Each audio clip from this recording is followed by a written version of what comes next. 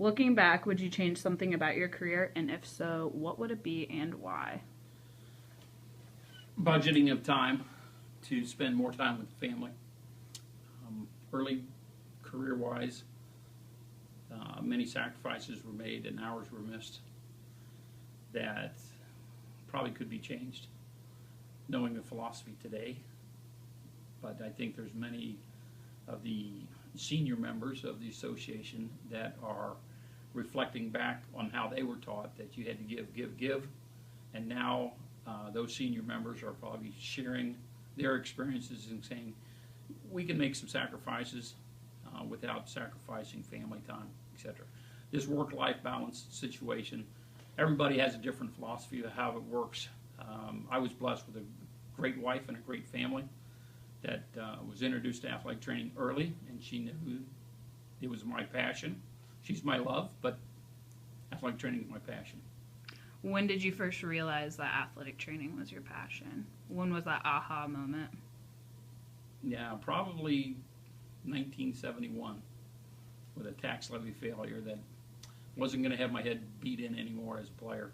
I could make a difference on a high school team by being their student athletic trainer at that point. And then just grew from there?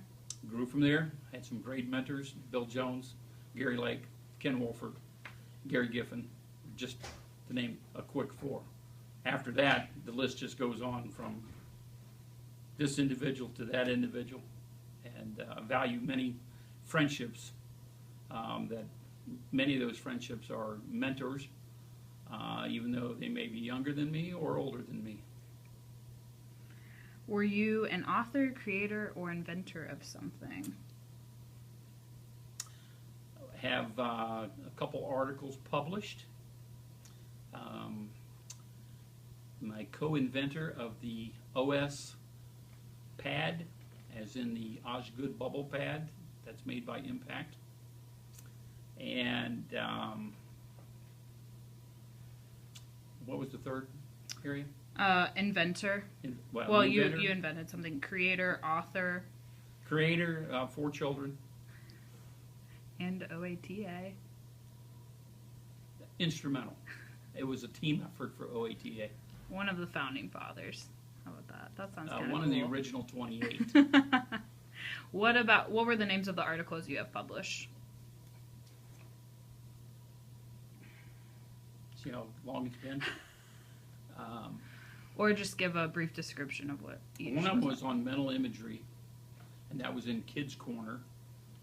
The big one that stood out was cleaning your closet for sports medicine, and that was in athletic business.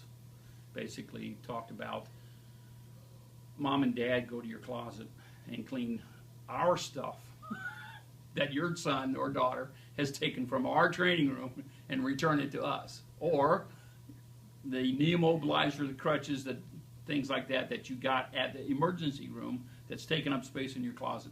Donate those back to your school, and that can help on the budget process. We've got a lot of crutches that have been donated that way. Oh, I bet. I've had a pair donated that way, but... I went to a yard sale. And you just go and buy them? No, there was a pair that had Tecumseh Sports Medicine, and she was trying to sell them, and I asked, how much you want for those crutches? Oh, $25. I said, really? She says, yeah. I said, would you take 10? She says, well, no, maybe more like 15. I said, how about if you give those to me? Well, no, I need to sell those. I said, but those are my crutches.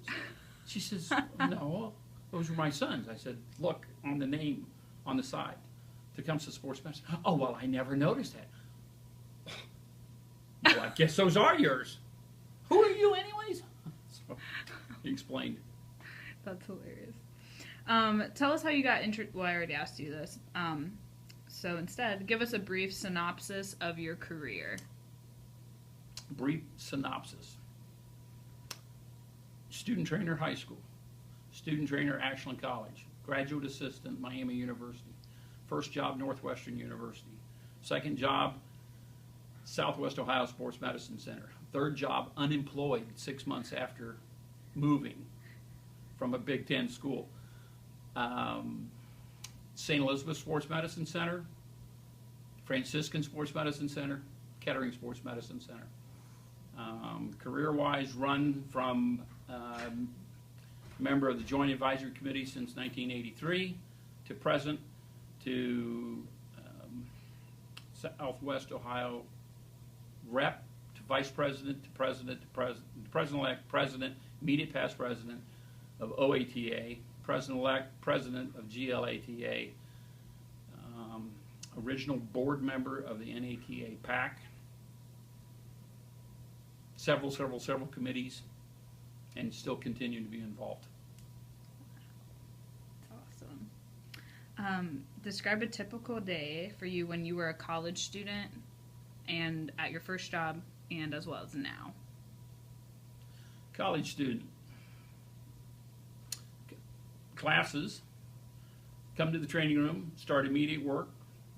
We had one head athletic trainer, no GAs, and we were the workforce basically of 4 of us.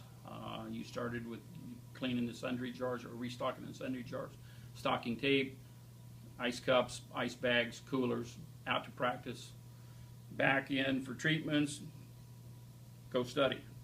That was college. First job, no student trainers in a Big Ten school, 3 certified athletic trainers, with the head athletic trainer resigning the day before spring football, leaving us with 2 certified and no students. The 2 individuals that we had help were weekend warriors, as we called them. They were student aides that were engineer students that just liked to be around, so they helped a little bit with water. To today, administration in the morning / afternoon, and then practice event coverage with special events moving forward. Wow. If you don't mind me asking, how much was your first salary? $12,000 for 12 months in Chicago. $1,000 a month. I thought I was living in heaven. Changed a little bit. Just a little. What was rent at that time in Chicago? Well, I had a different program I was on. I lived on the second floor of a 2-story house for $275. It was a 2-bedroom and a car, a garage for the car. However, cut the grass and shovel the snow for the utilities. 98 inches of snow that first year. So she got her utilities taken care of. I'd say so. How did you document things? Pencil and paper. Still to this day? Still use it. I like it. And would you please explain how your practice or philosophy changed throughout your career? Changing of philosophy has still been pretty much the same. Take care, do what's right. Err on the conservative side. To today, do what's right, err on the conservative side, do what's right. I like it. Simple. Yep. Any last comments, thoughts, concerns, jokes?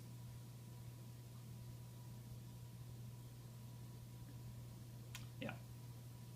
If you're not involved, you need to get involved. You need to be engaged, not only with your profession, but you need to be engaged with the community you work / live in, because that's home. You will gain more trust by being honest and being engaged, as opposed to being a wallflower and looking at your cell phone.